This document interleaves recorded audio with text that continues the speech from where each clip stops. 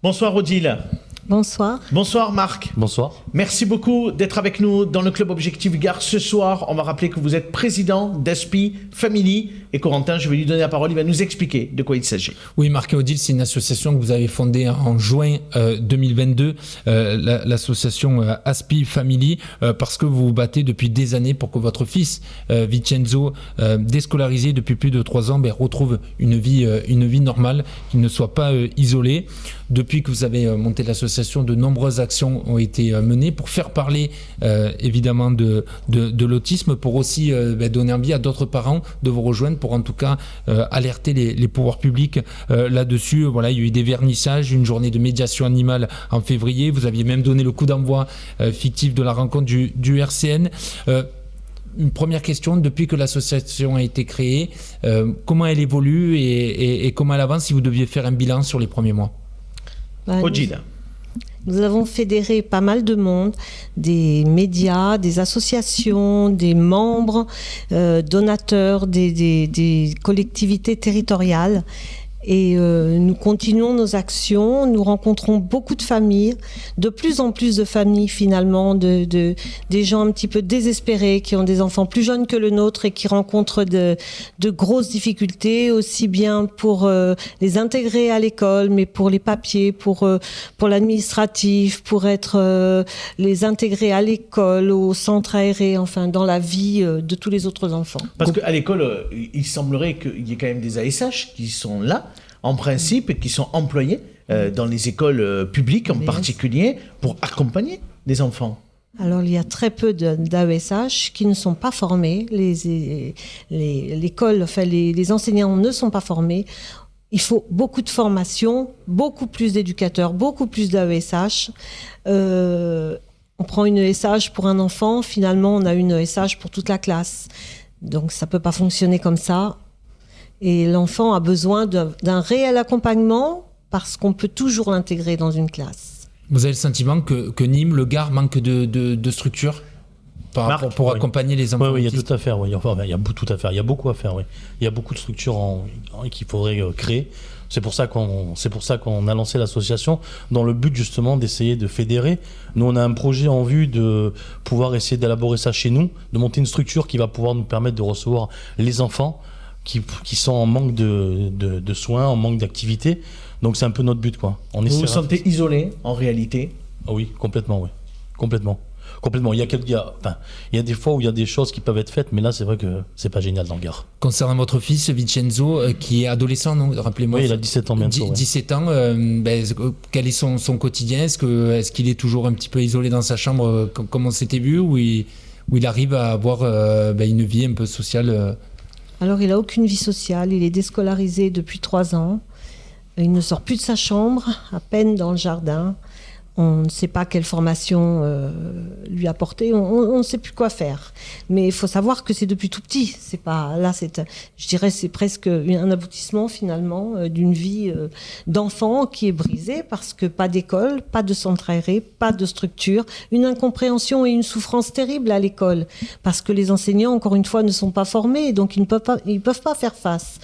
Les parents sont seuls, les mamans ont arrêté de travailler, bien souvent des mamans, mais il peut y avoir des papas. Bien souvent, les mamans se retrouvent seules avec leurs enfants, elles doivent arrêter de travailler puisqu'il n'y a aucune structure pour accompagner ces enfants. Donc la maman arrête de travailler et là, elle se retrouve démunie et sans aucune ressource. C'est très très difficile, c'est pour eux qu'on est là. Parce que finalement, nous, on se serre les coudes, on est un couple, on est une famille unie, on est plusieurs enfants autistes, donc on a une expérience, bien qu'on ait besoin d'aide pour notre enfant, toujours, pour une formation. Le département du Gard, on pense à eux, parce que c'est une institution aujourd'hui dans le Gard qui accompagne à travers la maison du handicap en particulier. Est-ce que vous êtes allé taper à leur porte ou pas du tout? On a pris contact déjà avec le département qui nous a reçus, mais bon, il reste beaucoup encore à faire, il faudrait en voir d'autres personnes. Aidez-nous. Voilà, il faudrait pouvoir contacter. C'est pour ça que vous êtes là ce soir. C'est pour ça qu'on a besoin de tout le monde. Là, on a déjà fait un premier pas, parce que la mairie de Nîmes nous aide beaucoup. On a participé à un ciné-débat hier, le 2 avril pour la journée mondiale de l'autisme, grâce à Madame Jouve Samut. On a réussi à participer, il y avait le CCS de Nîmes, mais c'est vrai qu'on a besoin encore plus de toutes les collectivités, tout ce qui peut entourer, les départements, la métropole, tout. Parce qu'il y a des établissements spécialisés aujourd'hui pour à Nîmes en particulier.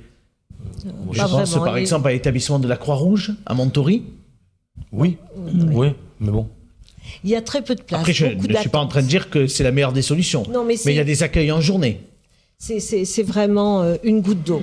Il y a énormément d'attentes, énormément de... Un enfant s'agrandit. Hein. Bien sûr. Donc si des petits, on dit bah non, il n'y a pas de structure, il n'y a pas de place. Voilà, il y a plus de pédopsychiatre, il y a plus. On nous a proposé un CESAD, le CESAD, il a perdu son pédopsychiatre. Il n'y a pas d'activité, le psychologue est débordé, mal formé.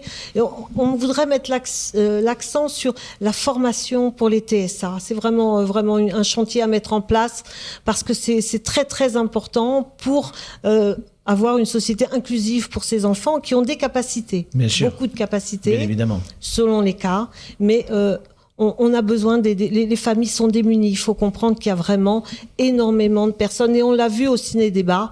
On a vu arriver des gens, des familles de toutes sortes, avec des femmes, seules, des couples, avec des enfants qui sont en bas âge, d'autres plus âgés. Il y a vraiment une population nombreuse.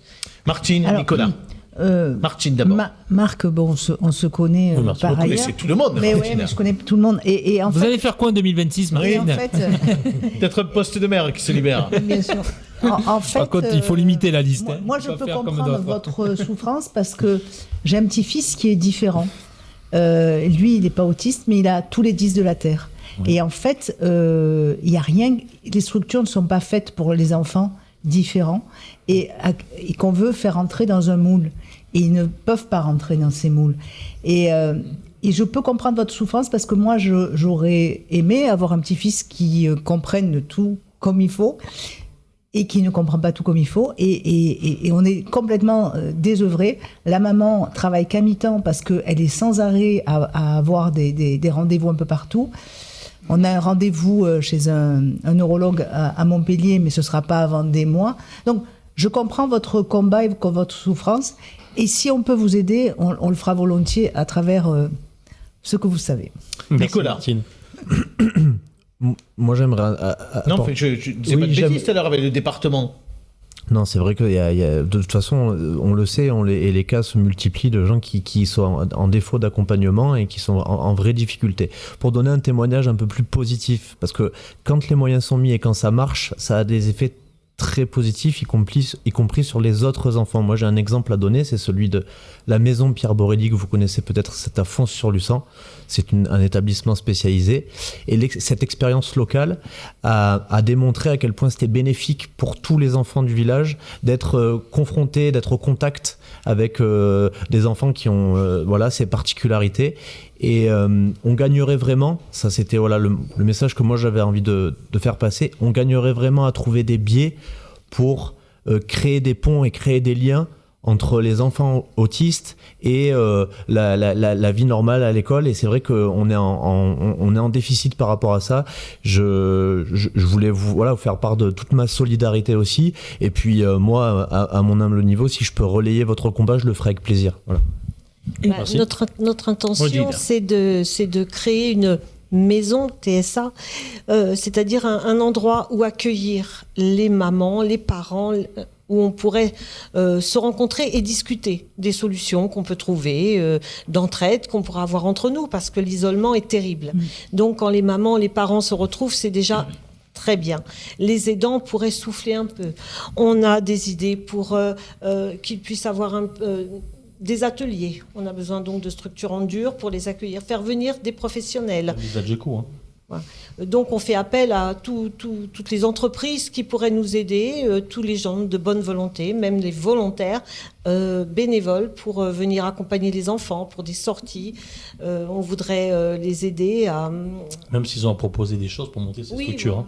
Bien On sûr. va faire un potager. Enfin, moi, j'ai plein d'idées pour occuper. C'est pour ça ces que vous avez enfants. créé cette association. On Et a c'est même- le but aussi, c'est de fédérer, de pouvoir communiquer, de pouvoir se retrouver C'est ça, ouais. aussi. On a eu l'idée de monter un annuaire des personnels de santé susceptibles de s'occuper correctement des Dans le enfants Gard, autistes oui. dans le Gard, Ouais. parce qu'il n'y en a pas des masses. S'occuper d'un enfant autiste, c'est assez compliqué. Voire même monter un almanach, ou enfin, pas un annuaire plutôt, des endroits Avec où les les parents contacts. pourraient sortir Ouais. avec les enfants, Bien sûr. sans qu'on se dise, cet enfant est mal poli, ou Oui, Pour parce faire qu'il y a honte, beaucoup comme il y en de- a qui peuvent faire. Allez, Corentin, un dernier mot. Oui, pour finir, quelles sont les actions à venir organisées par Aspi Family justement pour continuer dans votre démarche Alors, les actions à venir, pour le moment, nous, le 15 avril, on sera sur l'esplanade pour la journée de l'handicap.